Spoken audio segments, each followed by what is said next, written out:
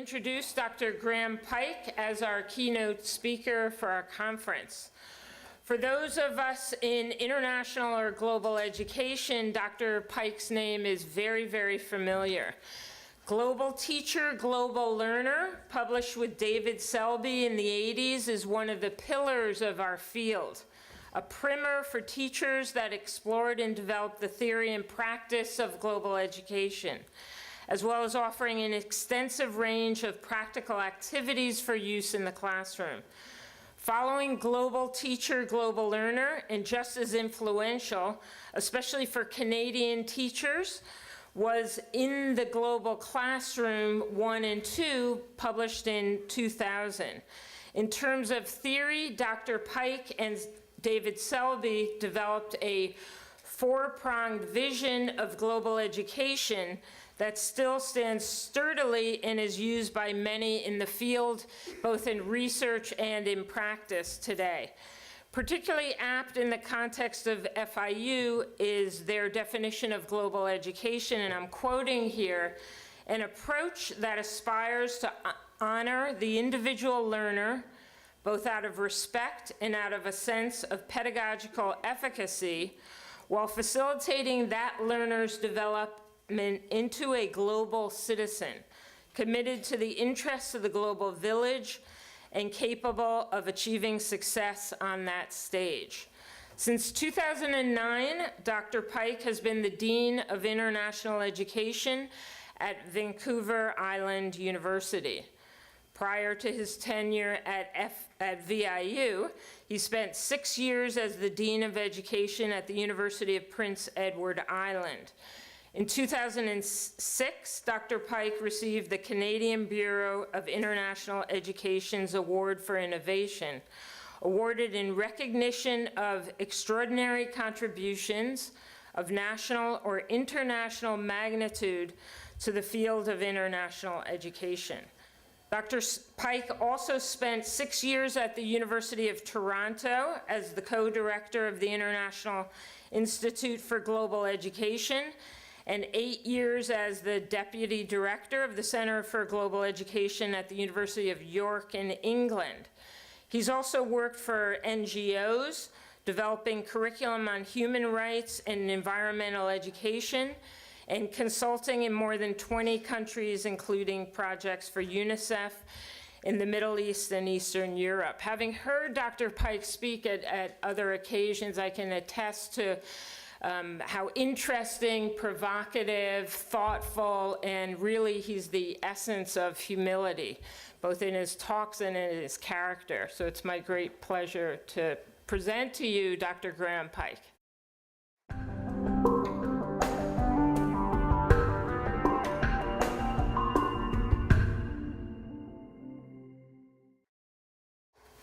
Thank you very much. Thank you very much, Hilary.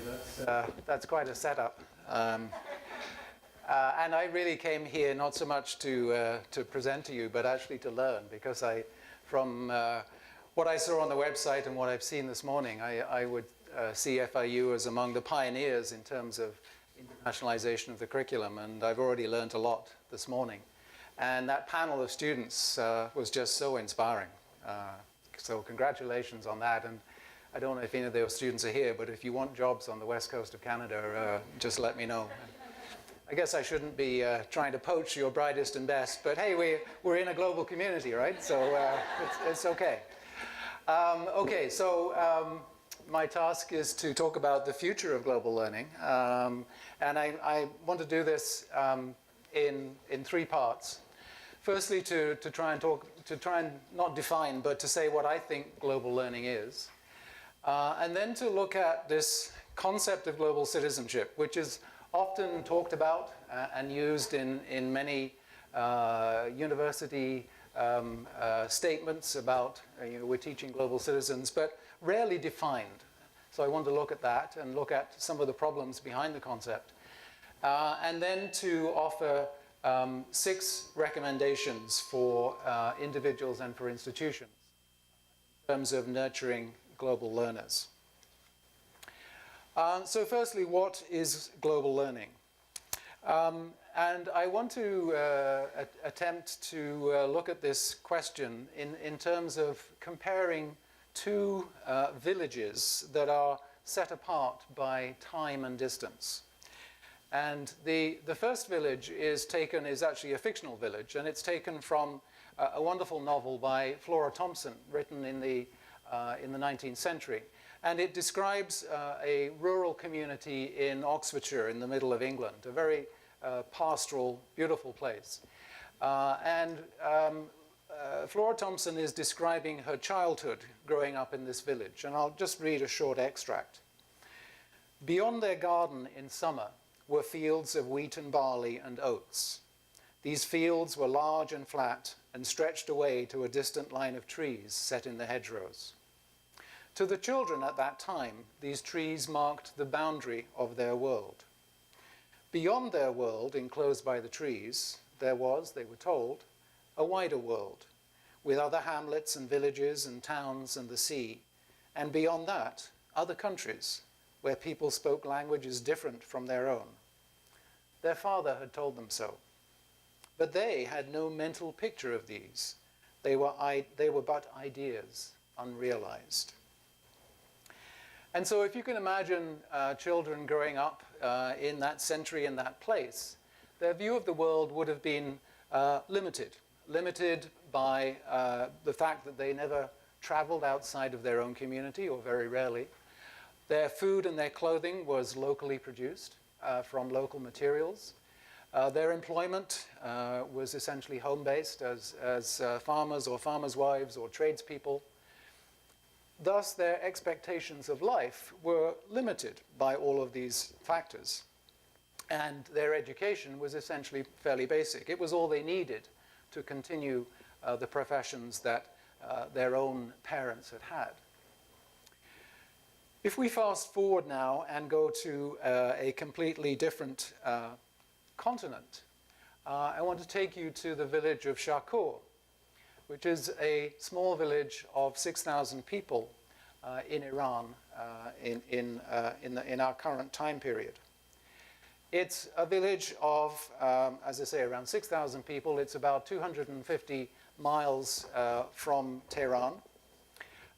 It's a village where, rather like the village of Larkrise, people have traditional lifestyles.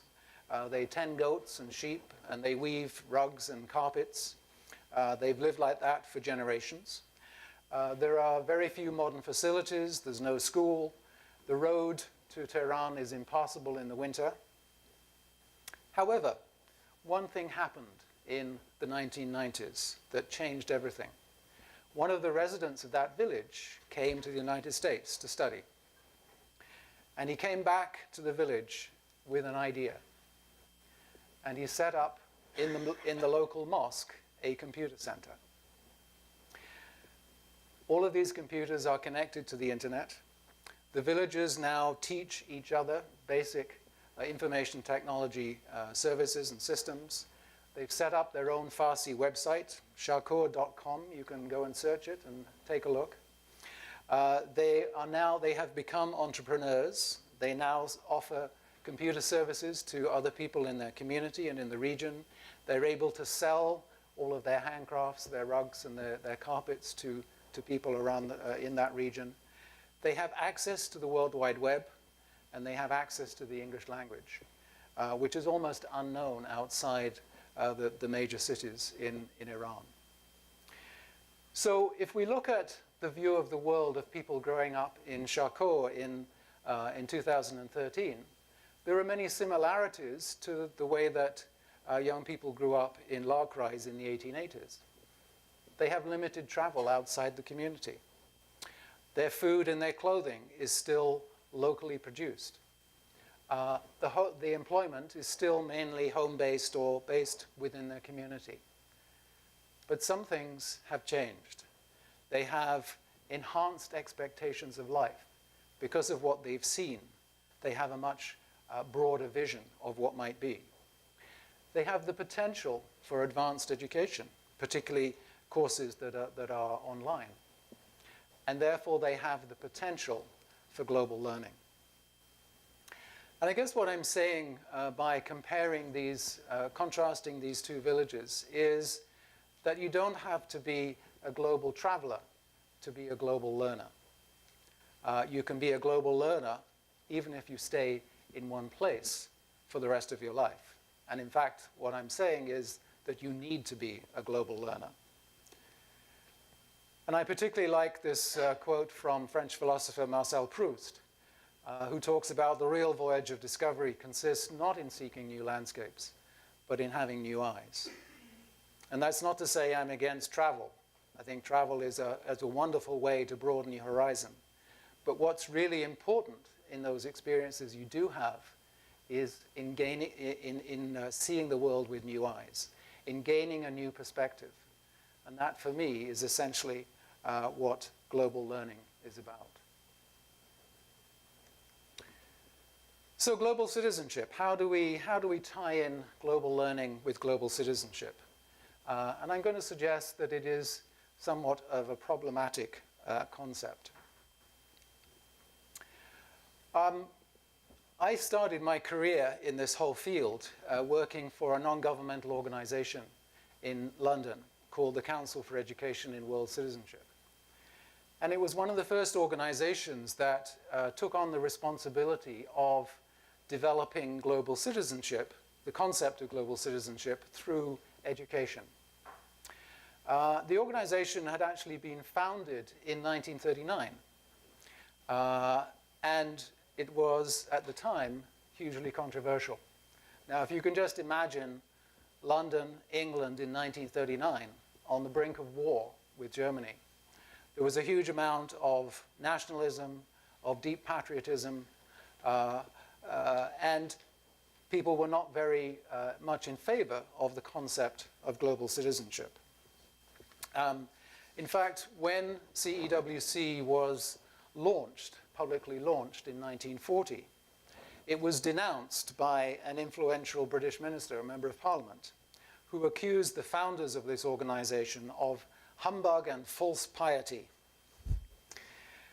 And the leading education journal in the UK, the Times Educational Supplement, suggested that CEWC planned to indoctrinate children. And I quote, "Fundamentally, their claim is not different from that of the Nazis and communists." This was not a very auspicious beginning for the concept of global citizenship. But I want to suggest that we have, in fact, made some progress since that beginning in 1939. So we have, I think, a more sophisticated understanding of conflict and hence of conflict resolution. Certainly, we have a way to go, but we have a better understanding. We have more effective mechanisms for discussing rights and responsibilities, including major frameworks like the Declaration of Human Rights of 1948. We have, I think, a greater environmental awareness. So we're working towards cleaner cities, better protection of natural resources. We know a lot more about recycling and so on. And we have a developing understanding of climate change and sustainable development. We have a reduction in global poverty. More people have been taken out of poverty in the last 50 years than in the previous 500 years. We have a greater cosmopolitanism.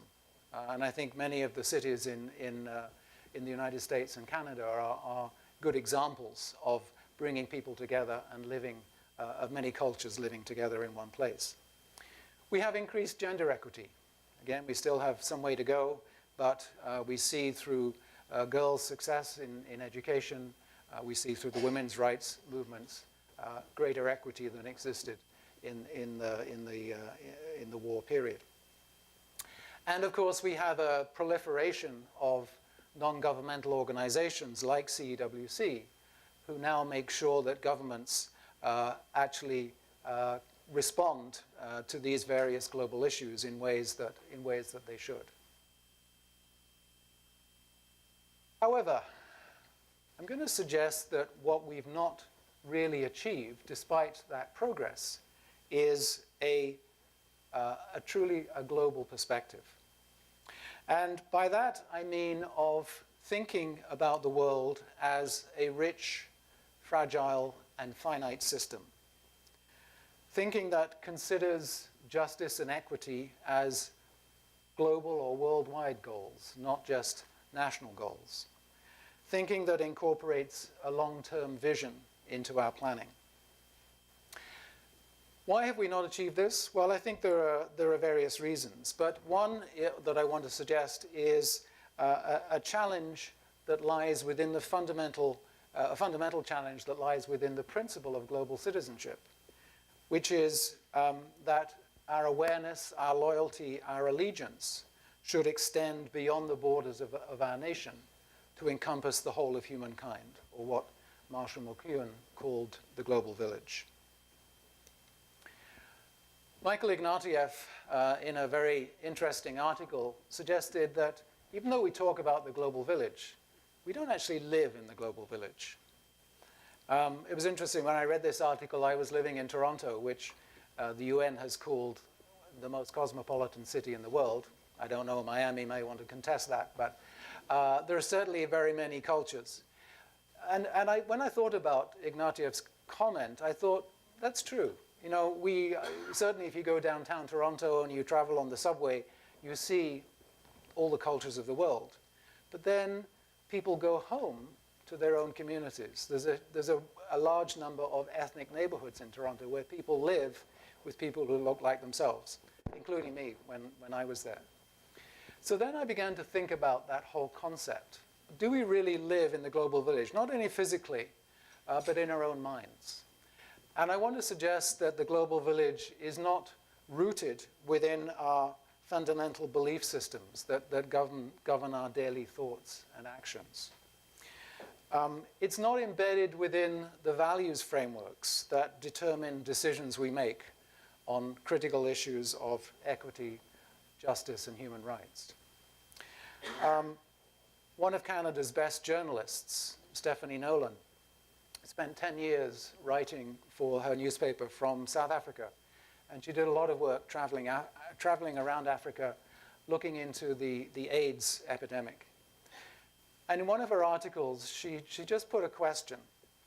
She said, why is it that we in the West are not outraged at the fact that there are 11 million AIDS orphans in Africa? And I don't have an answer to that question. Not a good enough answer, anyway. Why is it that the concept of the global village does not significantly influence our consumer choices? So why is it that it has taken more than 30 years for the concept of fair trade to influence a few major corporations, and then only in a very small way, a very peripheral way? The concept of the global village, I'd suggest, does not significantly influence our voter choices. And I think if you look at recent elections, whether it be in the US or Canada or Britain or elsewhere, you'll find that international global issues receive relatively little prominence in comparison to domestic issues such as employment, healthcare, government spending, and so on, even though, of course, they are directly connected to many global issues. So what I'm suggesting here is that the mechanics of the global village are very evident in our everyday lives, through trade, through communications, through migrations of people, etc. But our consciousness, our profound understanding of the concept of the global village is still at a fairly minimal level. As one writer has put it, the global village has no address. Now, we can learn something from history, as we always can, and that is that we tend to ignore the unfamiliar and the uncomfortable. And an example of this was one of the first encounters of Europeans by the Aboriginal population in Australia. So this was in 1792 when the sailing ship Endeavour, captained by James Cook, made first contact with Aborigines in Australia. And at the time, there was a passenger, Joseph Banks, who was keeping a journal. And what he wrote in the journal was really interesting. He said, when this boat, when this sailing ship first came into Botany Bay, the Aborigines took no notice. They displayed neither fear nor interest. And it was only when the Europeans began putting out the landing boats, which looked similar to the kind of boats that the Aboriginals used for fishing, and then the Europeans began rowing into the to the shore, that the Aborigines recognized that this was an invasion, and they then fled into the trees. And I think the first encounters with the unfamiliar often engender a range of responses in us. We ignore, we overlook, we misinterpret, we resist.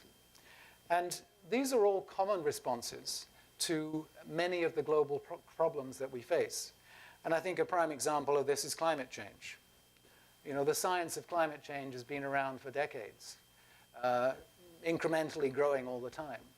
And yet we still have enormous resistance to climate change. And I look particularly at my own country, Canada, now, as we develop the very lucrative oil sands in northern Alberta and try and send it around the world via pipeline through the US, or trying to send it through the US to many parts of the world, knowing that we are actually increasing global warming through doing that.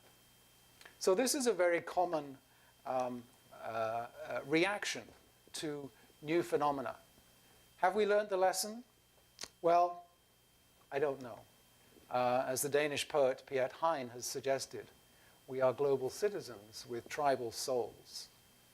And I think one of the tasks for us as educators is to nurture the global soul, to help us become truly global citizens. What do we actually mean by global citizenship? Well, there's a number of definitions. The one that I like and use a lot is by a research chair at University of British Columbia called Michael Byers. And it starts out, and you can read it there, it starts out with some of the common characteristics of global citizenship, including the right to vote, to express opinions, associate with others, etc., etc. But it's that final sentence that really hits home to me, when he says, and it includes the right to challenge authority and existing power structures, to think, argue, and act with the intent of changing the world. And that, to me, is a critical piece of the idea, the concept of global citizenship. Why do we need to focus on changing the world? Why is global learning so important? Let's have a look at the world that we live in. Yes, we have made great strides, as I showed in a previous slide, since 1940. And we continue to make great strides. But we still have a way to go. So we know that we have a population that is currently around 7 billion and is going to go to 9 billion by around about the year 2050. But we know that we have declining natural resources to feed and clothe the additional 2 billion people.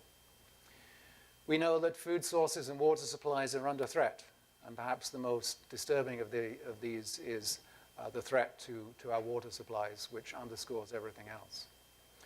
We know that we have rapid species loss and damage to our ecosystems, and that damage will take hundreds, thousands, maybe millions of years to actually repair itself.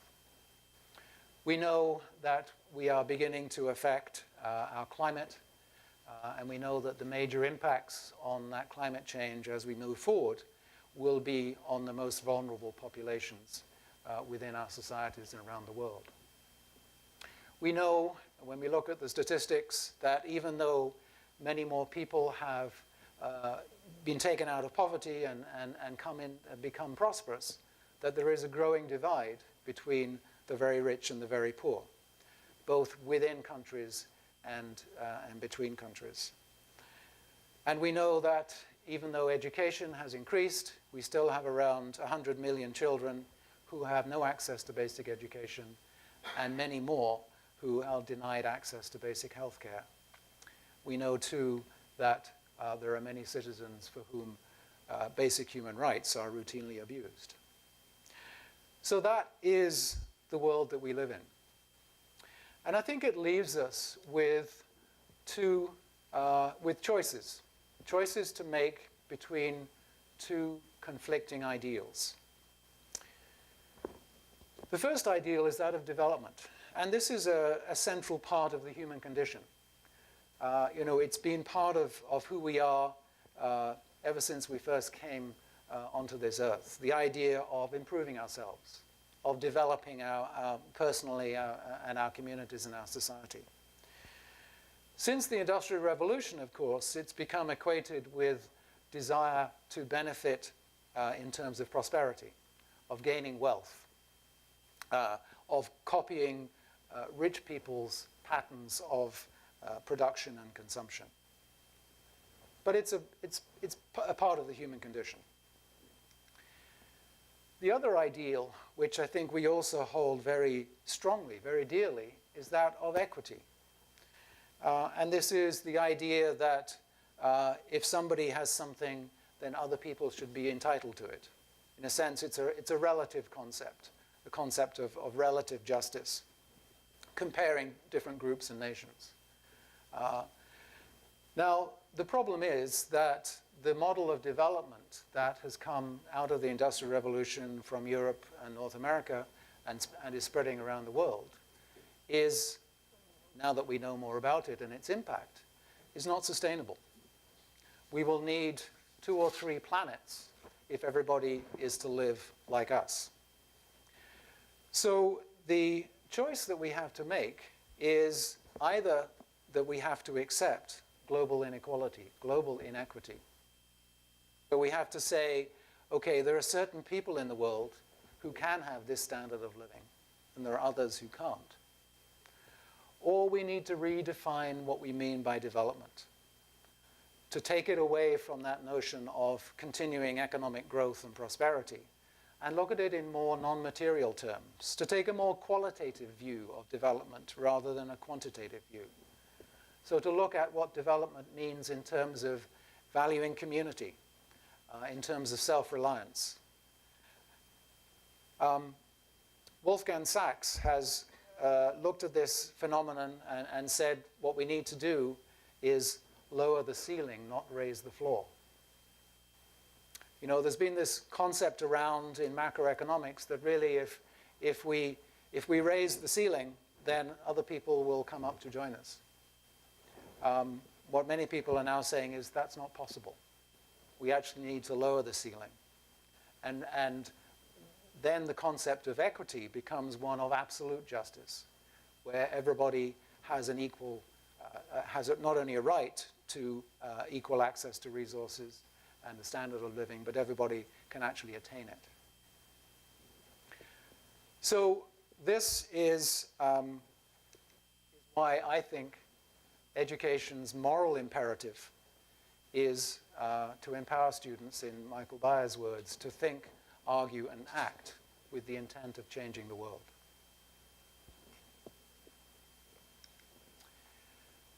Okay, what does that mean in terms of global learning? And I want to make 6 recommendations that are, some of these are oriented at individuals and some are focused on the institution.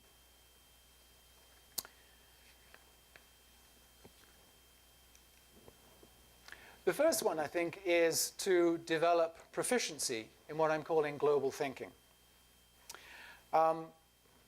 We've had more than 200 years now, again since the industrial and scientific revolutions, of what's been called mechanistic thinking, or compartmentalized thinking, where we think mainly in specific disciplines or in particular ideas and fail to really grasp the connections between the disciplines or between those ideas. And it has led to what many writers argue as an inability to conceptualize whole systems, to understand the interaction and interconnections within systems, particularly global systems, an inability really to see the big picture. Thomas Berry has argued that this is a loss of the cosmological sense.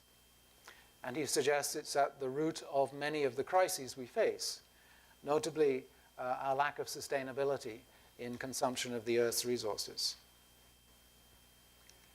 We also have to think long-term, much longer than our political systems tend to allow us to do. And here is the importance of futures thinking skills. So thinking about not only the probable future, the future that we think is going to happen if present trends and conditions were to continue, but also the possible future, the future that just might happen if certain trends and conditions were to change. But most important in futures thinking is the preferable future, the future that we would like to have if we could work towards it. Now, the problem with not having a vision of the preferable future is that the probable future is more likely to occur almost by default because we don't have a strong enough alternative vision of what might be. So that vision of a preferred future is critical to our longer-term thinking. We need to connect the disciplines. And I loved some of the conversation that I heard this morning around the way that FIU is doing that. You know, disciplines are wonderful things. We've achieved amazing things through disciplinary thinking.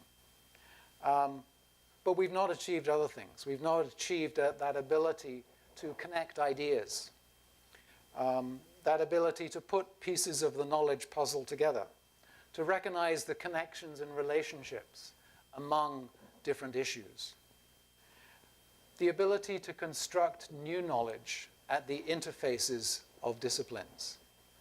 That's why I love interdisciplinary programs, because it's wonderful what the new knowledge that can come out of putting 2 or 3 disciplines together. We also need to de-standardize learning. Whoops. There we go. There's been a trend around the world, or in many parts of the world, over the last 20 years to standardize education systems.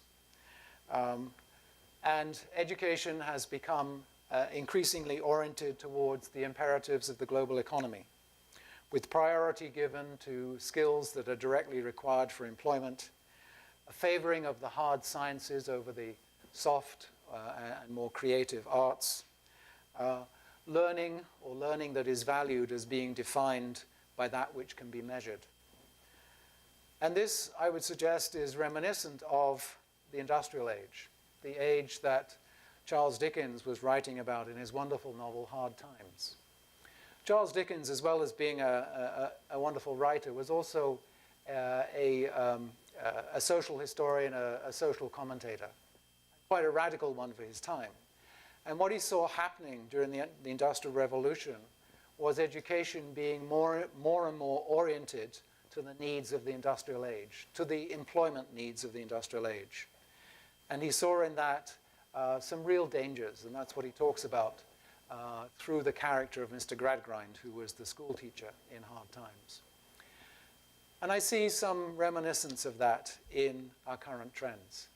And so again, I was delighted to hear about the way that the arts, from the presentations this morning, the way that you're using the arts, drama, digital media, role play, and so on, in terms of exploring global issues, balancing right brain with left brain. I think we need to restore the power of creative thinking, to nurture a passion for learning rather than a passion for knowing. My second recommendation is around fostering what I'm calling critical global literacy. Global literacy, I think, is vital, and it's a predisposition, an inclination, a willingness to critically assess the claims and conduct of educational institutions, of corporations, of governments, and other agents of power from perspectives of justice, equity, and human rights. It's also a predisposition to understand the long-term impacts of colonization and oppression, which, although they may for many people be historical events, are still very much with us in terms of racism and prejudice and so on. It's an understanding that globalization does not benefit all of us equally. Globalization is one of the defining factors of our age. And the interconnectedness of the global system is one of the great developments. But we need to look at that critically and see who benefits most from that interconnectedness. And it's an understanding that there are multiple impacts of actions and decisions that all of us make on a day-to-day basis. From the choices of clothing that we buy, the choice of food that we eat, the choice of transportation that we take, all of those decisions and actions have impacts around the global system. And we need to understand much more about those impacts. My third recommendation is to develop appreciation for complexity and ambiguity. One of the things that, again, our education system has been very good at is the idea of coming up with right answers, of finding simple solutions to problems. So, we know that at some point we may run out of oil. So we look for alternative solutions, alternative energy solutions. We try to find a cure for cancer. We try to find ways to defend ourselves against terrorist acts. Often the underlying assumption of all of these initiatives, and in a way I'm not saying they're not bad initiatives, but the underlying assumption is that we should be able to continue living as we have lived before. We're not actually fundamentally looking at, well, what are the sources of these phenomena? What are the implications of these phenomena in terms of the way that we do live, the way that we have been living? And should we be trying to make changes to those?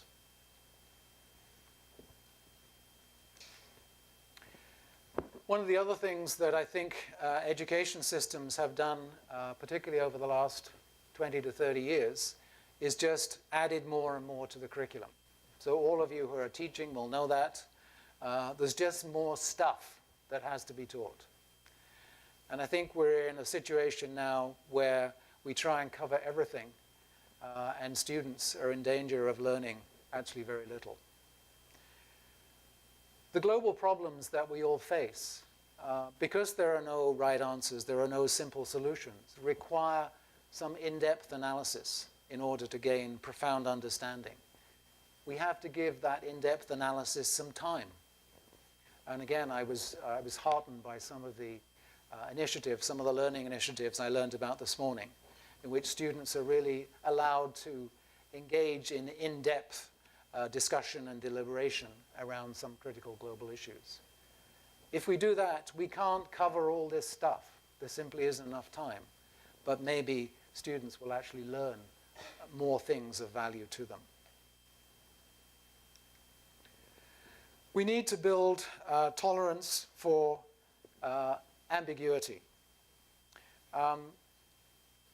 We won't find simple solutions to most global problems. Many global problems present us with contradictions, with ambiguity. We have to learn how to cope with that. We have to still continue to seek answers, but find successful ways to manage problems while we're seeking those better solutions. And we have to understand that improving the human condition is a messy business. It's full of contradictions and challenges to our assumptions of what ought to be. And I love this quote from Canadian writer Anne Michaels. The true value of knowledge is that it makes our ignorance more precise. It's worth thinking on. In one of my former roles as a professor of education, I used to send my education students on a final teaching practicum to schools literally around the world. And one of the joys of that was getting back from them their blogs or journals, talking about their experiences. And I want to give you an example of a few of these. And this one is about, I think, tolerance for ambiguity and the whole messy business of development. This is a student who went to a school in Russia. And I'll read a little bit from his journal. St. Petersburg is covered with a layer of dirt after weeks of hot weather. But beyond the dirt are the buildings themselves. The architecture is incredible and the views are amazing. Good metaphor for this dirty, noisy, stinking, poor and dangerous place. The good friends and adventures you make prove what a magical, beautiful, warm-hearted and fascinating place Russia is. I'm living in a 10-floor apartment building in a neighborhood with hundreds of other such buildings. Rubble covers the ground and the buildings seem in disrepair. But inside my home, I have a warm home and a caring host family who have given me one of the 2 rooms in their apartment. And I think in that excerpt, you can see the student struggling with the ambiguity, struggling with that messiness of development, and trying to come to terms with it in his own way, but recognizing really the warmth of humankind is the real strength of his experience. A couple of other examples. I used to, before my students went away, I used to teach an international development course, and we'd do a lesson on sweatshops and sweatshop labor. And then I sent 2 students to Mexico. And on the first day, they were introduced by their hosts with pride to the new sweatshop in the local village, which provided necessary employment to the community. And these students struggled with those 2 conflicting ideas about sweatshop labor and then the sweatshop providing employment.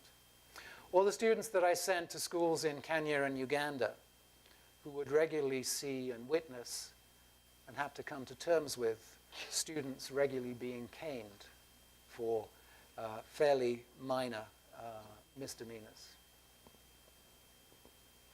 All of these experiences raise important questions. Are all cultural traditions and values to be honored? Are all forms of global citizenship equally valuable? And I think they require us to address these tensions among diverse cultural norms and practices. My 4th recommendation is to expand our vision of citizenship.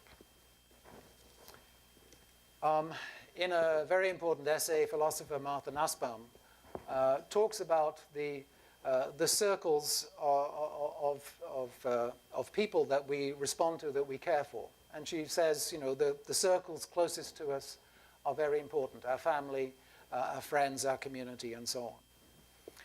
But then she says that we need to recognize that and give the circle that defines our humanity special attention and respect. So we need to expand that circle of compassion. I think we need to understand and embrace the fact that we are all multiple citizens. And that came out beautifully in part of the panel discussion when the students were talking about, I think it was the Colombian student talking about, I'm Colombian, I'm American. I have these different identities and different allegiances. And we all have. We all have allegiances to our family, our community, our region, our country, maybe the country that we've immigrated from or our parents immigrated from, our continent, our species, our planet.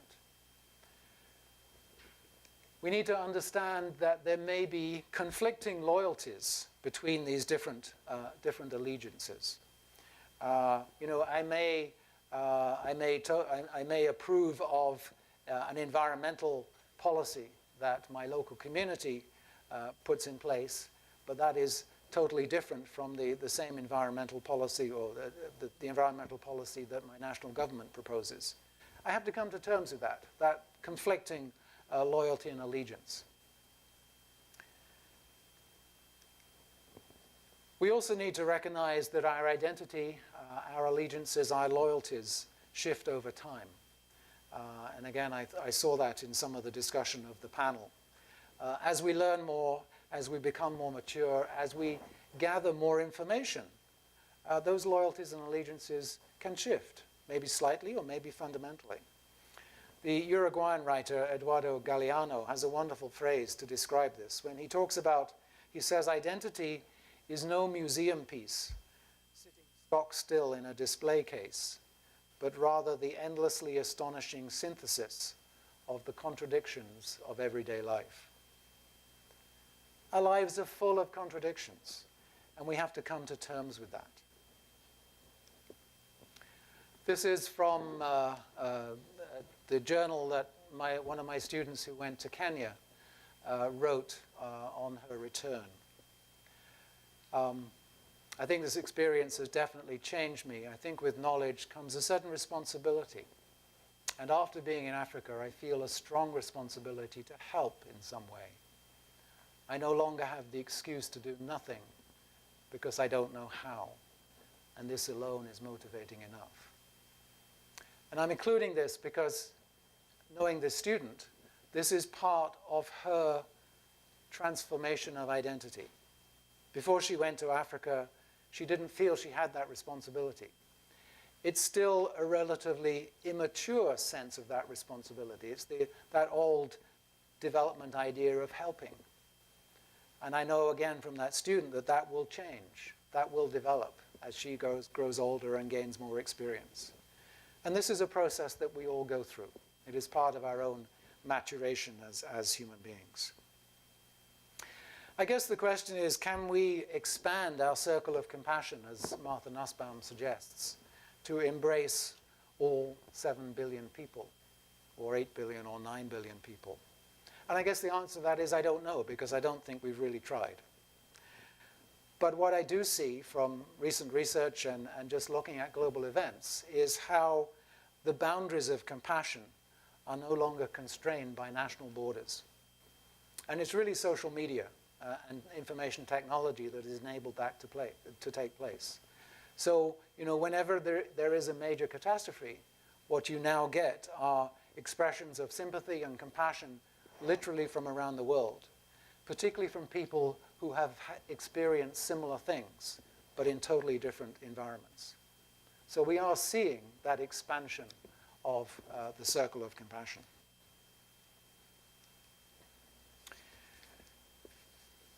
A critical part of global learning for me is taking personal responsibility and local action. And this is critical because global citizenship as a concept does not make sense. It doesn't even exist without people taking action. Global citizenship is not and is never going to be conferred by some world government. There's never going to be a flag for global citizenship. There's never going to be a kind of symbol that identifies one as a global, there's not going to be a passport that identifies one as a global citizen. So global citizenship as a concept is actually virtual. It's an unrecognizable ideal without the collective participation of citizens around the world, each in their own localities. It only happens because people around the world participate and create it as a concept.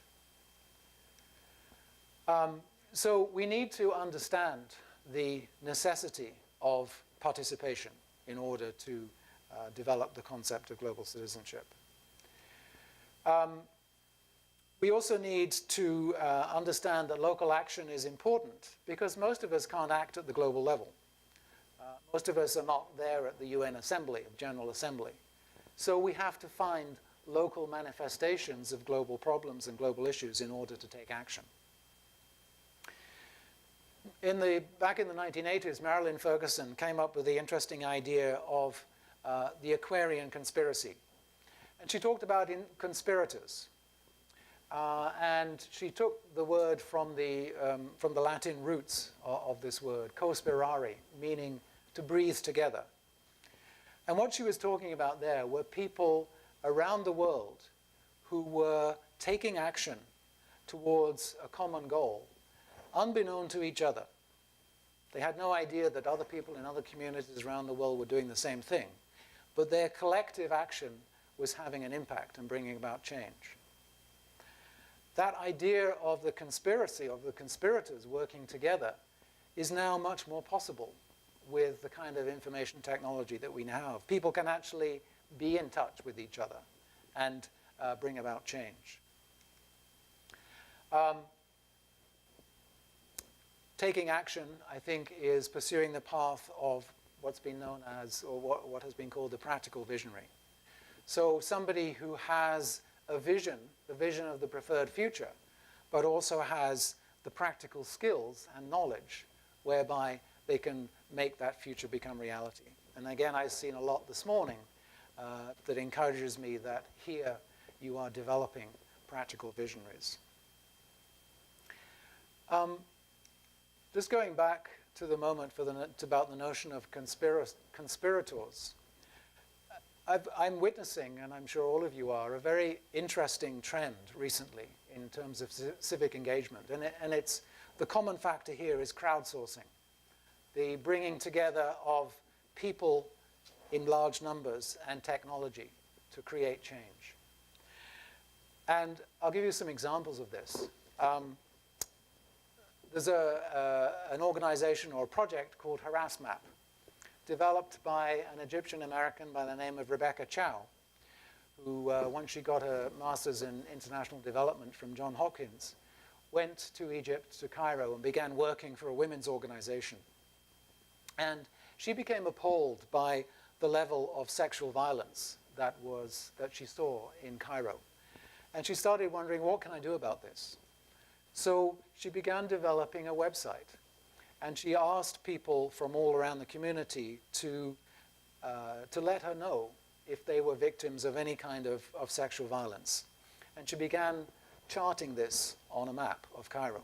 And you can go into the HarassMap website and actually look at this. And so it shows a map of Cairo and where all these incidents take place, and it kind of categorizes them in terms of severity.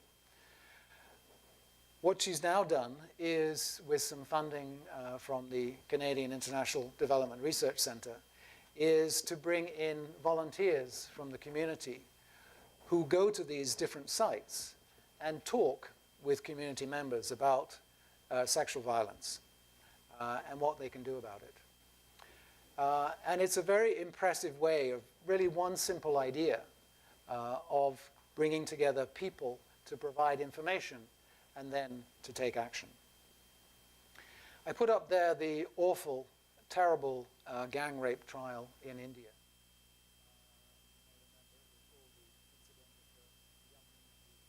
Gang raped on the bus and subsequently died from her injuries. What that led to, of course, was an outpouring of condemnation from around the world, but it also led to over 80,000 people in India submitting ideas for legal reform to their laws, to their own laws. And that pressure from Indian people has led to the government to take action. This kind of a thing had happened a lot in India before and in many other parts of the world, but it was the pressure of people that has led the government to take action. The Arab Spring reforms, again, could be is another good example of this. And one of the main instruments for those reforms going from one country to another was the cell phone. Governments could not ignore the fact that cell phone images were sent around the world, that people were in touch with their friends and relatives in other countries. And so the revolutions continued. The Occupy movement, relatively unsophisticated, but again, people in many parts of the world coming together with a common idea. There was a similar movement in Canada around Aboriginal justice called Idle No More that spread from one community to another. And perhaps one of the most prominent of these is the internet-based group Avas, which is really a 21st century version of Amnesty International. Amnesty International started in 1961 on the very simple idea that if enough people wrote letters to prominent ministers and kings and queens and prime ministers about the plight of a particular political prisoner, then that would have an impact, and indeed it was. It was very effective. Thousands of political prisoners have been released because of the work of Amnesty International. Avas has taken that idea into the 21st century with a website where people can sign petitions. They now have 20 million members around the world. It's now possible, as in this one example, for an individual who really has no connection to political systems. So a Brazilian member noted that in a small forest community near to her, people were being evicted from their own land by the government. She got this idea. This idea was sent to Avas, who researched it, came up with some of the facts on the case. Within a few weeks, it had 250,000 signatories, and the land eviction did not proceed. This is the power of people and technology in terms of promoting ideas and taking action. That's a good question. I don't actually know that because it has, it has a kind of steering group, and I'm not sure. Does anybody know? Right. Noise, maybe? Noise? No. It's a call, maybe shout. Yeah, certainly look it up. I've actually wondered that myself because I've seen the names and I don't know where they come from. But that's the fascinating thing about the technological world we live in, right? That we don't actually know where people are in these situations. My final recommendation is, and this is aimed more at institutions, but individuals have a key role to play here, is that we need to commit to building what Nigel Dower has called a global moral community. And this is a community that has a wider circle of compassion, that exercises values-based leadership, that takes decisions on principles of equity, of justice, and of human rights. And this is a difficult area for many educational institutions, particularly higher education, in an environment that work in an environment of academic freedom. It's difficult for these institutions to put forward the primacy of certain values and beliefs, to advocate certain moral positions. It also poses challenges in an educational climate that is dominated by short-term recruitment targets and budgetary constraints and everything else. And I know that Stephanie and Hilary have encountered this a lot. But I think it's really important. And some of the things that institutions need to do is certainly to give priority to programs that foster global literacy. And the Global Learning Initiative here certainly does that in spades. The institutions need to actively foster community engagement. We often in our educational institutions talk about developing the skills of community engagement, but then we kind of leave it to students to do whatever they want to do. We need to be advocates, not only advocates for community engagement, but actually provide the opportunities through things like service learning and other initiatives that do get them actively engaged. Institutions need to be seen to model responsible and sustainable action in various ways. So, for example, reducing energy and resource consumption in order to meet sustainability targets, supporting healthy environmental and labor practices in purchasing policies, modeling collaborative and rights-respectful relationships in labor relations and resource activity. In other words, we have to be seen to walk the talk, because otherwise our students will see the inconsistency between what we're saying and what we're doing. In other words, educational institutions need to illustrate education as transformation, illustrate the power of education to change the world. Why is this important? Why is the global moral community important to international educators? Well, I think it's true that the development of global consciousness is not the responsibility of education alone, but I want to suggest that educational institutions actually have a pivotal role. Because we do have the opportunities to present through our programs the other versions of reality, other visions of the future. We can become model communities. Through our policies and our practice, we can articulate and demonstrate our preferred visions. We can encourage constructive participation and action in global society through the programs that we promote. We can illustrate the power of collaborative action through the kind of partnerships that we develop within our community, nationally and globally.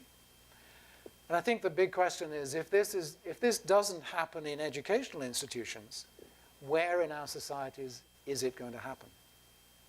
That's really the importance of what we're doing. And I really like this quote from political theorist Hannah Arendt. Education is the point at which we decide whether we love the world enough to assume responsibility for it, and by the same token, save it from that ruin which, except for renewal, except for the coming of the new and the young, would be inevitable. Education has to be about transformation. It has to be about renewal. It has to be about change.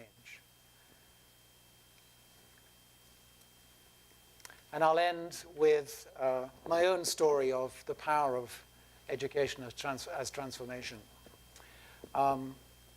When I used to send my student teachers to various parts of the world, sometimes I'd be lucky enough to go and visit them. And I would often go to this wonderful community in Kenya, in rural Kenya. And to this particular school, a very poor school in terms of resources, called Mwati Primary School. And these kids would come from desperately poor homes, but they'd always turn up at school. And one day I was walking around the school at lunchtime with my camera, just taking a few pictures. And as often happens when you're in Africa and walking around with the camera, you sort of gather groups of children around you who want to have their pictures taken and so on. And all of a sudden, I felt myself being gradually shifted, dragged into a classroom. There was no teacher in the classroom. They were all in the lunchroom. And so the kids dragged me into this classroom, and they all sat down on their benches. And one of them pointed at me and said, "Teach! Teach!" Now, I was trained as a junior high teacher, so I'm not very good with grade ones. So I sort of was thinking, I need to draw some pictures here. So behind me, there was a very rudimentary blackboard on the wall, but there was no chalk. So I was looking around for some chalk, and one of the kids was dispatched to the staff room and came back with a very small piece of chalk. By that time, I'd worked out that what I could do was to do a fairly ineffectual lesson based on hands, shoulders, knees, and toes, and draw some pictures and introduce some language to them. And then we spent a very enjoyable 20 minutes together with me giving them this lesson. But that, for me, was a transformational experience because it brought home to me the power of education. For those kids, for these kids, education is the only way that they will be able to achieve at least some of their potential. It's the only way that they will be able to live their dreams. And so the future of global learning for me is what happens to these kids. Will they be able to achieve their hopes and dreams? Thanks for listening.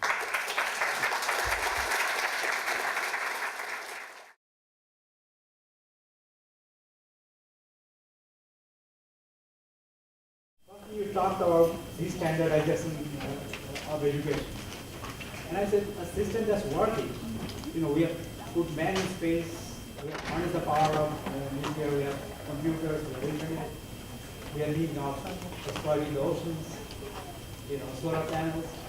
That system is working very well, and you are putting all kinds of dilution in the system. do that? And my second question is, what's the need of this compassion? I mean, why should we try to support a society that's not sustainable, that's not tenable? If someone's got AIDS and eradicating themselves, why should we, bother? I mean, look at the world history. I mean, Earth's history. Dinosaurs became extinct. I mean, had humans been there and tried to save the dinosaurs, would the world have been better? Or are we much worse because the dinosaurs became extinct? So what if half of human race becomes extinct? The better ones will take over and we'll have much more prosperous, world. Why should we bother? With things that don't work, with societies that cannot sustain themselves. That's an interesting perspective and a good question. Certainly, we have achieved enormous things. As you say, we've put people on the moon. We've taken we've made some wonderful technological developments over the last 200, 250 years. We've also caused a lot of problems. We're now beginning to see the impact of those problems. I'm certainly not saying that we should discontinue a lot of the good things that we've been doing. What I'm saying is we need to balance that with taking the bigger picture, with looking at the bigger picture, looking at the fact that we are beginning to alter our climate, which, as far as we know, has never happened before. We're now beginning to see it's never happened by humankind before. We're now beginning to see some of the impacts of that. So it's I'm not wanting to throw everything out, not at all. But let's look at the quality of what we've achieved, not the quantity of what we achieved. Let's look at human development in qualitative terms, not in quantitative terms. So that's my main argument here. In terms of why we should care about other people, I think for me it's a basic part of the human condition, is to have compassion for others. I would find it very difficult to live in a world in which we said, okay, it doesn't matter about those people. We'll just let them die. I can't do that. That's not part of my own values. It may not be a good enough response to you, but that's how I feel. Other questions? You're on the line. Thank you very much. If education is transformational, and then going back to your 6 recommendations, could you give us a sense in Canada what you and your group are struggling with to get global citizenship into the primary and secondary education, the student there, because the process of transformation must begin at that level. We've been struggling here for years to get our district to change the curriculum. So that's give us a sense of that. And then the other point though is, do you think tertiary education will be the driver of this global learning initiative? Is that where we should go? Or should we begin where we can get them early, start thinking, start changing the perspective, consciousness that you talk about, and all of those stuff? Catch them early, and then by the time you get over here, then we can truly change the world. Yeah. No, absolutely. I agree with, just to deal with the second question first, I absolutely agree we need to start early. And most of the work in my career has been working in the K-12 system and working with teachers in the K-12 system and looking at what you can do in elementary schools to develop global awareness. And certainly we should start there. Having said that, I think tertiary institutions to some degree are still the driver of educational values. Because once you get to high school, high schools are looking at, well, what do we need to get into university? And universities are saying, well, you need this, this, this, and this. So yes, the initiative that you're doing here is also critical. We have to get the two systems, the secondary and the tertiary system, working together so that we have common goals. And that I see as a major challenge. In terms of challenges we're facing in Canada, they're very similar to the challenges you're facing here. One of them is having systems working together. Another is, as I mentioned, the increasing standardization of education and the belief that everybody should come out with the same. The lack of space in the curriculum to bring in global issues and global awareness because we have to cover so much stuff. You know, the same kind of challenges. Yeah. Could you share with us your view or experience with some of the foreign exchange student programs in terms of Yeah. different? I'm a great advocate of study abroad. I think, you know, I wasn't before in my previous post as an education professor, I wasn't such an advocate until I saw the impact of sending students overseas for a short time, a 6-week practicum. And I saw such a fundamental change, not in a sense of a sophisticated understanding of another culture. No, that doesn't happen in 6 weeks. But a change in the beginning of a new thinking process. And that change will stay with them for the rest of their professional lives. So that is the impact of study abroad, if it's well done. You know, there are also some bad study abroad programs which actually reinforce stereotypes. So it has to be a quality program, but I do fundamentally believe that we should be advocating this. You know, in Canada, and I think the numbers may be similar here, less than 3% of students, of Canadian students, tertiary students, have an international experience as part of their education. That's appallingly low. We have to increase that number. Thank you very much for your explanation. And I found really interesting the definition of citizenship as you relate to sustainability in an overarching sense with economic, social, and environmental dimension.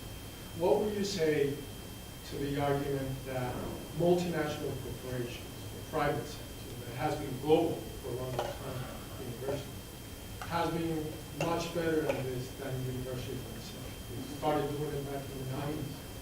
And they have whole departments that are doing this, and universities are not providing the professionals with an overarching knowledge for them to do this in a better way. Yeah. I would, to some degree, I'd agree with that.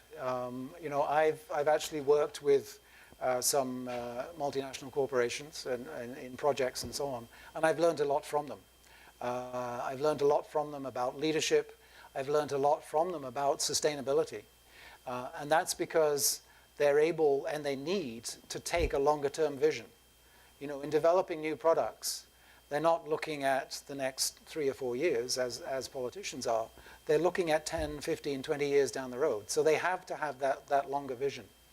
I guess my only caveat is that we also need to look at, you know, what are the underlying values of the multinational corporations in terms of doing business, in terms of their new products and processes.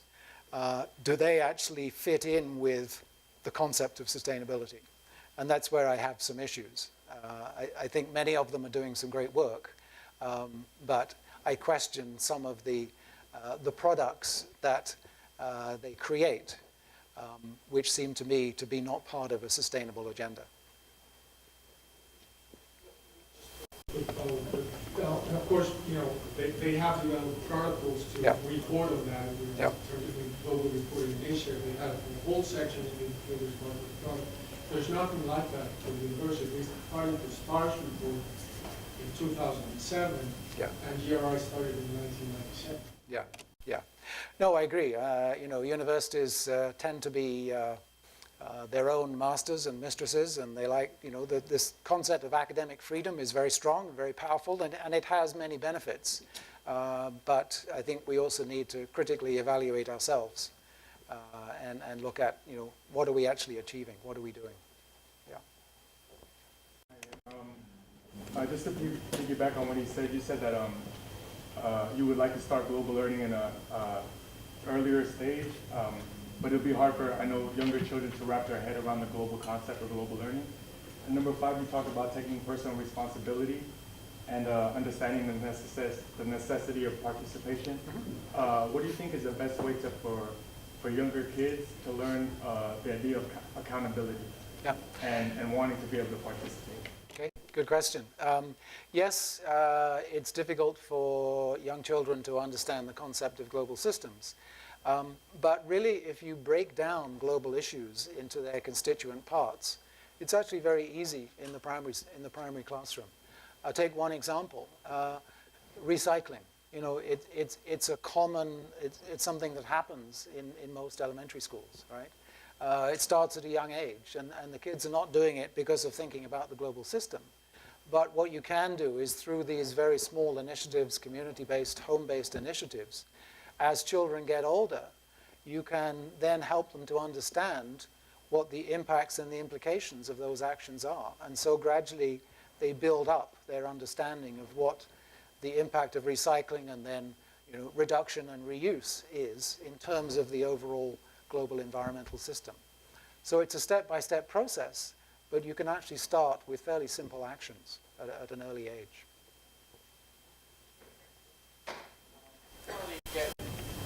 We plan to get people to consider everything fairly, maybe through emails and through other forms of contact.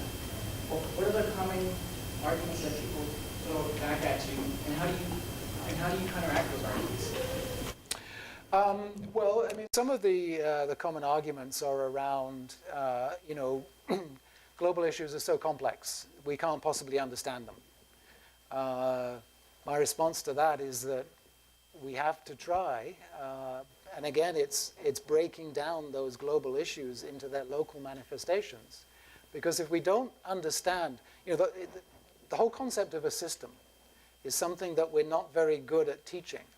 One of the key aspects of a system is that any part of the system potentially can have an impact on all the other parts of the system. We have to help students understand that, because otherwise they're not going to understand the fact that a decision that they make to buy a pair of jeans one day is going to have implications somewhere around the world. So, the idea of these being too complicated, too big, we have to break that down. Another argument is, well, the charity begins at home idea. We have to look after ourselves first. And yes, I'm not disagreeing with that, but I'm saying that what is our home? Our home is just expanded. Technology has expanded it for us. Because one of the characteristics of the home is that we look after each other. If we don't begin to look after people who live in rural communities in Africa, at some point it's actually going to have an impact on us. And so that concept of home has got a lot bigger. So those are two of the key arguments that I often hear. Historically, the word development has been quite problematic and has had its challenges, or even with images of the entire continent of Africa with needing help and needing development. Do you view these new concepts or these new ideas of global literacy, global citizenship, global moral, literacy and all of that, do you see that replacing the development model, or is it an enhanced development model, or do you see them as two separate entities? I don't see them as separate. Is it replacement or enhancement? I'm not sure. I think it's probably an enhancement, but it's also a critique of the development model. The development model that arose in the post-war era, I think has been found to have limited effectiveness, because it was that sense of the rich countries helping the poor countries. That doesn't necessarily bring about change, and in any case, the world has fundamentally changed since that time. We no longer have rich countries and poor countries. We have rich people and poor people in all countries. And so that whole concept of developing and developed doesn't make sense anymore. Another thing that's changed is that part of that original development model was the idea of governments and then non-governmental organizations transmitting aid. And what we've now seen, again, is that much of that was ineffective. What we're now seeing is some very interesting developments that involve not only the public sector, but also the private sector.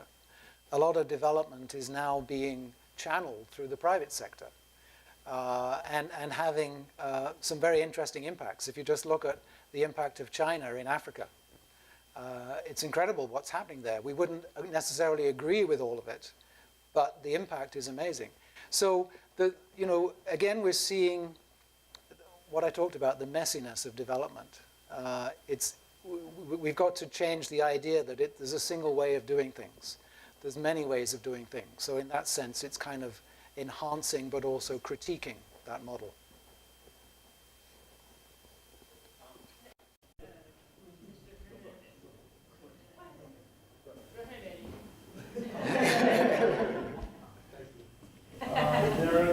We'll respond to the question, that there are aspects of restorative justice that seem to be in an environment now where it's more globalized. This idea that there was a wrong thing, there's victims, there's a perpetrator, there's larger forces that make this happen. It's no longer in the context of just one classroom or one village or even in one country. In places like Egypt, in the street corner of Egypt, we know that what happened, people on the street, we know what happened there may be part of years of imperialism, and so perhaps people in a street corner in Ohio. And I feel like perhaps the growth of that may create some steps toward the equity and equality we're talking about. I agree with you. I think the concept of restorative justice has huge potential, within our own legal systems as well as internationally. So yeah, absolutely. Hold on. One question here, and then I'm going to come back to you. Okay. All right, well, this is more, thank you for your presentation. This is more for those of us in the field of international education and for faculty, that we recognize that we participate in a system. We talked about kind of global interaction, but we participate in a system where there's a global production of knowledge production system. And I didn't really see much touching on that. So I'm wondering if you have suggestions for global educators to reach our own capacity to teach global learning and global understanding. What do we need to do to kind of understand better and to really strengthen our ability? I guess two things. I mean, one is around knowledge, and I guess I would suggest it's not so much access to knowledge, but access to different perspectives on that knowledge. And then again, technology has made that very easy for us. I was talking to, sorry, I don't know your name, at Marcus at the back there about, it's very easy now for journalism students to look at a global event. Take the tragic events in Boston earlier this week, and look at the way that different newspapers around the world deal with the same issue. And you'll find all kinds of different perspectives. Our media tends to take very much a single view of these events. So, that's a broadening of knowledge. It's a broadening of perspectives. I guess the other thing for me that it's so critical, and it comes back to the point of the Marcel Proust quote about seeing the world differently. It's not so much about what we know, but how we interpret that knowledge. And so engaging in activities and conversations that will enable us to be challenged and begin to see that we have a particular worldview. And that's fine. Our worldview is shaped by our experiences, our background, our age, our gender, our ethnicity, and so on. And that's fine. But to just understand that we have that worldview that is not necessarily shared by other people. And in order to gain that perspective consciousness, we have to engage to deliberately put ourselves in situations where we're going to be confronted with different views. One of your recommendations is the expanding the vision of global citizenship, and I was wondering, you mentioned a little bit about the role of the non-governmental agency. Do you have a critique of United Nations in terms of advancing or expanding the global citizenship initiative?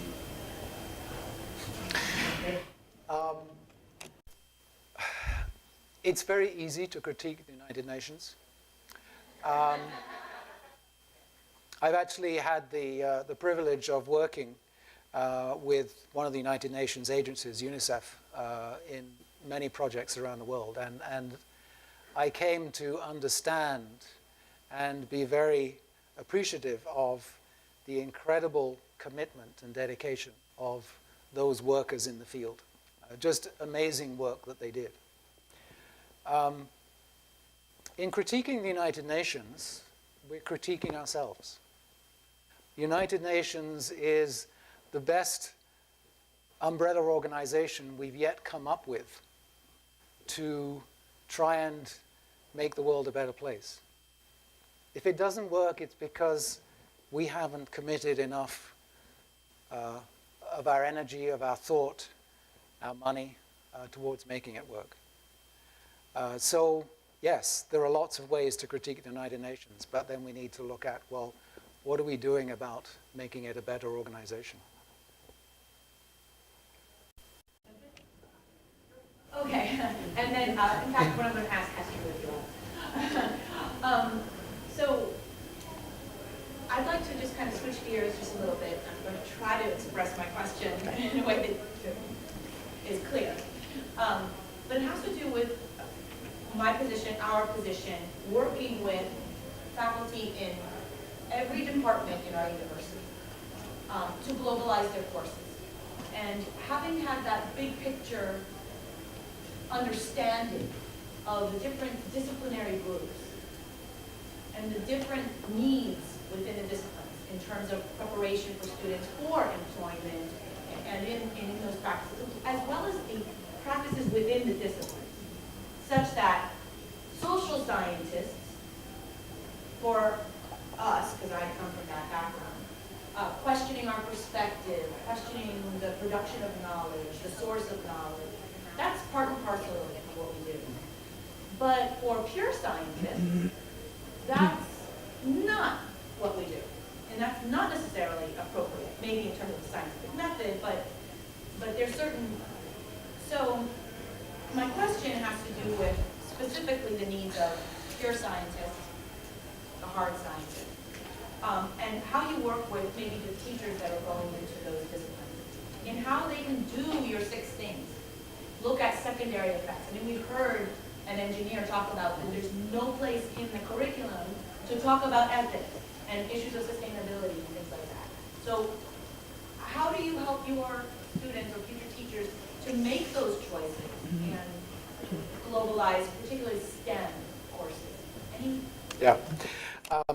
I think you've hit upon a real challenge, and it's a real challenge not only because we tend to think and we get educated in discipline-specific paths, and that's, you know, that our whole academic system is dedicated to that. You know, we're supposed to get PhDs in very small linear thinking and become experts in that. And we get rewarded for that. You know, we publish papers that nobody else reads in that very small piece of thinking. So we have to change that way of thinking. You know, it's connecting the disciplines. It's helping, and the other reason why it's a challenge is that we're currently in an environment when the STEM subjects are given much higher profile and more funding to do what they've been doing for many years. And again, I mean, just as a response to that gentleman's question, you know, I'm not saying those are bad things to do. There are many advantages to be gained, but surely we need to help scientists understand some of the implications of the work that they're doing, to connect them to the social sciences. I guess one way is to try and put two faculties together, to do some joint teaching, collaborative teaching. Get a social scientist, get a philosopher and an engineer together, and see if they can develop a course. It's not a very good answer because that is a real challenge. Yeah, But and just what you said about getting to that high degree of specialization and then to learn to kind of de-scaffold, to deconstruct, to go back to our undergraduate and building that understanding. I said, let a scientist or engineer teach a global learning course and ask him, what good comes out of it. yeah, great, good example. Yeah, good idea. It's a wonderful lecture. I think the objective of this global learning and your lecture was achieved in terms that it is such a complex, no right answer, no wrong answer. And I don't know whether I'm putting a comment or a question. But the thing is that everything is just moving into like developing this global perspective. You have to respect this person's view. You have to respect that person's view. We cannot just ram into our objectives. But then, are not we also stalling the process of progress, or of development? Then again, the question comes, what is progress? What is development? Some development, what you portray, may not be good for the other person. The progress may not be good for the other person, but may be good for some person. So are not we stalling the progress in terms of when we're projecting the global learning and global perspective and releasing a global awareness? And that's where I think is that possibly where it is more important to do your things at the local level or at the individual level, but know your place in the whole global picture.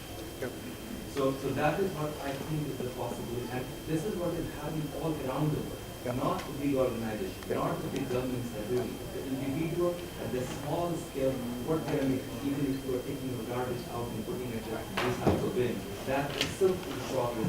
I don't know, again, I don't know, it's a progress. But that's it. You know your place in the whole global picture. And I totally agree with you. And again, that's in response to the question about development. I think that's the way that the concept of development is moving, that it's no longer top-down, large projects funded by external governments. It's community-based, it's community-driven. It's responding to the development needs that are identified by local people. And that's critical, and that's much more effective. So I would agree with you 100%. The only thing I would say is that we can all work at the local level without having an understanding still of the big picture. What I'm suggesting we need to have through global learning is, let's work at the local level, but let's have an understanding of what the implications of our actions and decisions are at a much wider level. If we have that, then I think we're making great progress. After Stephanie, I have one question. Because since I met Hillary and Stephanie, my thinking has been a revolutionary process of teaching and about our learning. I'm a biologist, no social science. So the first thing that came to my mind is evolutionary. We are trained to recognize the universe as potential threat. We come millions of years and say you have to recognize your lungs, you have an immunological system, you are going towards the yourself. So we are talking now about how we're going to be treating humans, well, not equally, but in this understanding. So we are going also against kind of empire here, somehow, unless we really understand that we are species, not different races, or different ways of understanding. So that's some of the things that I struggle in trying to say, well, what is my perception and conception of globalization? Well, globalization for me should be the acceptance of diversity as something that is not threatened. But that also diversity in terms of races, but I can have the feeling of being trapped by all these big companies or companies that are telling me my very limited space, because I am discriminated. So is that something that I think you need to be tolerant to that? So all these questions Yeah. are very deep. Yeah. Yeah. And in that sense, how are we teaching people that we not only develop as a species, because we're shifting planet, but completely different levels. So that's one thing. The other point in terms of STEM, science, and things like that, I think some of the biggest problems that we're having in the denial of climate change and depopulation, and I was just thinking this yesterday, we don't understand the logistics. If we had a minimum understanding of how math works, maybe we will understand that some billion are. It's a lot of people. It's a lot of people. Just to get an understanding of that, you need a minimum understanding of math. Yeah. So how do you teach the logistic curve in a global learning perspective? Maybe we need to teach it Yeah. the logistic curve. Yeah. Maybe you are creating a global bachelor that's going to take some classes with a learning perspective, a global perspective. You need to still have this bias. Yeah. Good comments. And I think what you're bringing out is the complexity of the challenges we face. The question about evolution, I guess I would throw a question back to you is, can we not in some way alter the path of evolution, and have we not done so already? If you look at the changes that have been brought about in the last 100 years around women's rights, around racism, have we not begun to alter that evolutionary process? And for me, one of the hallmarks of a developed and civilized society is that we do actually change that very fundamental and deep-seated thinking that is prejudiced, that does just look after our own, because we've changed the world since that was necessary. So, it's not an easy task, but I think it's something that we have to do. The point about the logistical curve and the math involved is critical. There's a wonderful activity. Can I have a sheet of paper? Just that you don't need anymore. Okay. Wonderful activity which very neatly illustrates the concept of exponential growth. And exponential growth, if you look at human population increase, if you look at increase in use of natural resources, if you look at increase in pollution over the last 50 years or so, what you see is exponential growth. So you can take a sheet of paper and exponential growth is doubling and doubling and doubling, okay? And so you can double its thickness once, and you don't see any difference really. You can double it again, that's twice. You can double it three times, 4 times, and okay, you can just begin to see the sheet of paper growing, the thickness growing, 5 times, okay, 6 times. It's the most you can do, usually with any sheet of paper, any size, is about 6 times. So then you have to ask people to use their imagination. If this illustration of exponential growth was to continue, so you could keep doubling this piece of paper, at around 40 folds, this piece of paper would reach from here to the moon. And around 50 folds, it would reach from here to the sun. It's a very simple way of illustrating the concept of exponential growth, the kind of growth that we are witnessing in terms of the use of natural resources. And yeah, we have to help people get that, because otherwise, why would we change our behavior? So there are some techniques like that which are actually quite powerful, but it's a critical issue. One more question.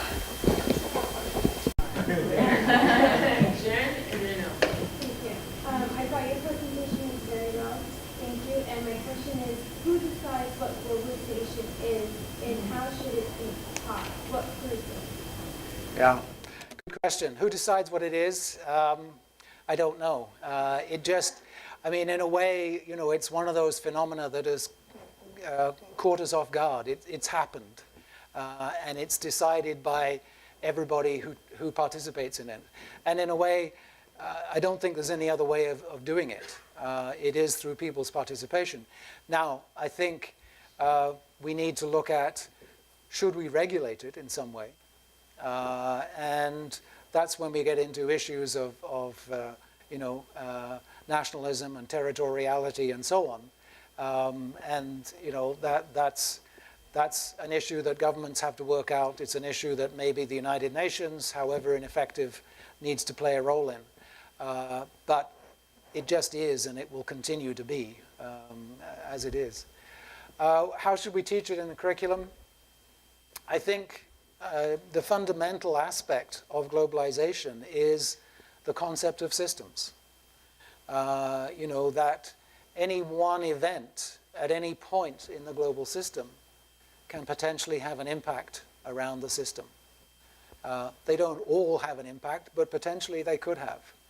And so we have to grasp that concept, that anything we do every day, of everyday actions, is not just having an impact in our own family, in our own community. It's potentially having an impact around the world.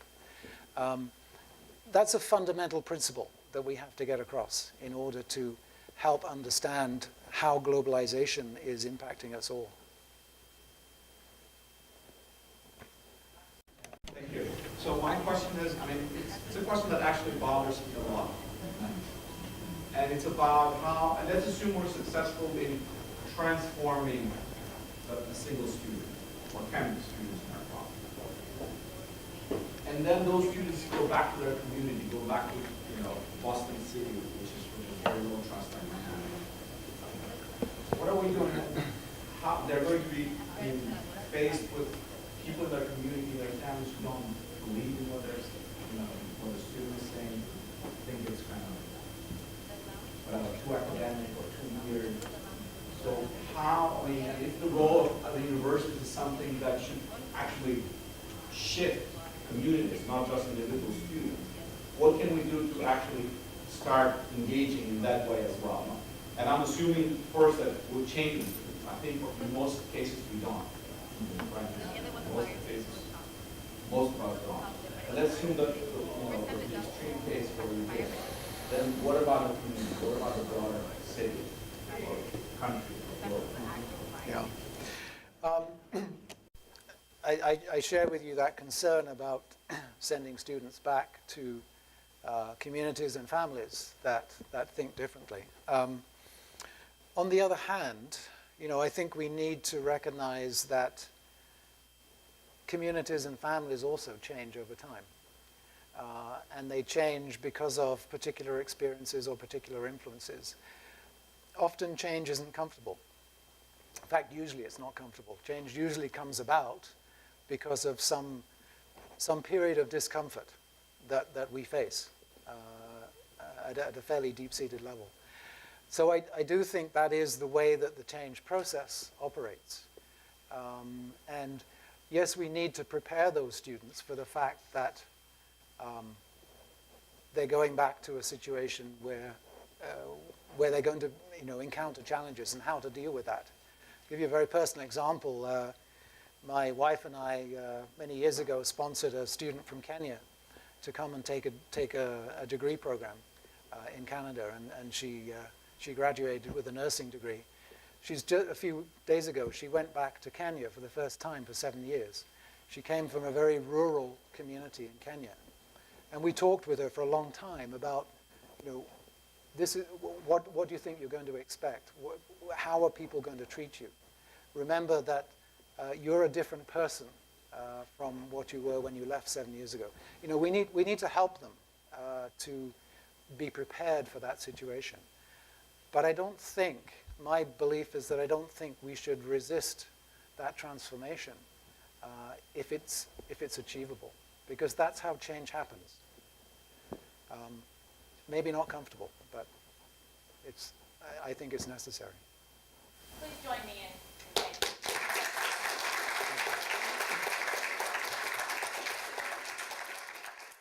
Prompted by your question is, it's our ethical duty here at Florida International University because we are Miami's only public research university. We educate the majority of educators in South Florida, which is the 4th largest school district in the country.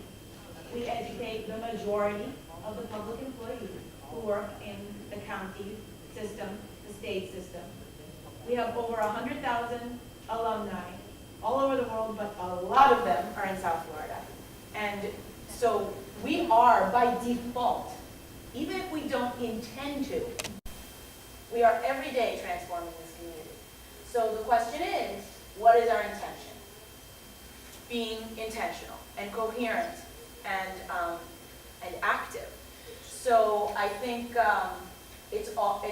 okay, so this is me on my soapbox, right? It's our duty to provide the students the skills and the knowledge and the attitudes that they need in order to create that preferred future. So, right on the button. Thank you so much for coming and delivering the good word.